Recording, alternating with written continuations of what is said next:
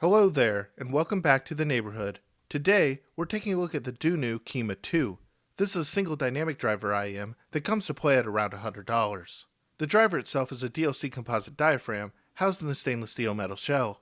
The weight of this shell is neither too hefty nor too insubstantial, and it's a comfortable weight to wear without any sag in the ear. Once again, Dunu has included a bunch of accessories and ear tips of their usual variety. Of particular note, the stock cable uses the Q-Lock Mini interchangeable plug and includes 3.5mm unbalanced and 4.4mm balanced terminations. Compared to other recent Dunu stock cables, some improvements have been made in that the 2-pin initiations are now angled to aid in fit and clearly labeled right and left. The included ear tips and cable work perfectly well with this I.E.M, but like the Dunu Titan S2, the case here is a bit large for my preferences. In terms of the sound, I'd sum it up as being rather coherent and comprehensive. For its price point, it's impressively detailed, and vocals stand out enough to be relevant and satisfying for most vocal-focused listeners.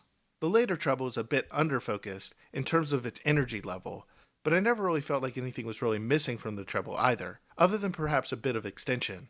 Overall, I'd classify the top end of the Kima 2 as mostly pleasant, but also relatively safe.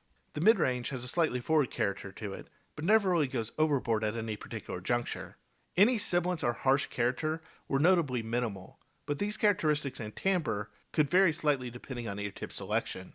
I found the included Dunu Candy ear tips to be the most neutral in their presentation, but still, I enjoyed the stage and studio as well for their enhanced staging, even if the Kima 2 tended to lean a bit brighter and crisper in its sound with this ear tip affixed. If I had one minor criticism of the mid-range and treble regions of the Kima 2, it would be that it came across a hair lean and thin and lacking some weight in its impact here or there. But if you're actually listening to this portion of the review, I wouldn't put too much weight upon this criticism if I were you, as these deficiencies were globally rather mild and not glaring criticisms overall. The bass is mostly even overall, but does have a somewhat mild low bass push to the ear. It might be criticized by some for lacking some mid-bass, upper bass, and sub-bass auditorily, but in my opinion, the bottom end integrates rather well overall within the global sonic picture, which contributes to the Kima 2's general coherent quality, blending right into the mix of things. In terms of the technical performance, it's top-notch for its price point, especially for a single dynamic, but it won't be besting much more expensive sets. Still, at around $100, there's a lot to love here, and it's just as proficient and revealing as something like the Moondrop Aria 2, if not more so. Separation is effective, but mostly average to slightly above average. Imaging is fairly on point in terms of tracking, placement, and distinctiveness, and peripheral detailing is notably good. The soundstage is only about average from left to right though, with sounds taking place just beyond one's ears. The Kima 2's dimensional quality is still pretty good, however, and I did ultimately really enjoy its overall presentation, being struck most by how well-rounded of an I.E.M it is. It also performed well on both high and low-powered devices. In closing, I actually think the Kima 2 is my new favorite I.E.M to listen to at about $100 or so, at least as of right now.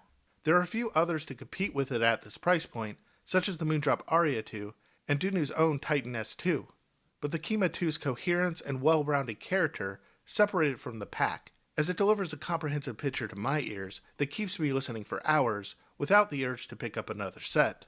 Thanks to Dunu for sending in the Kima 2 to the channel for review, and thank you for watching and making it to the end of this video.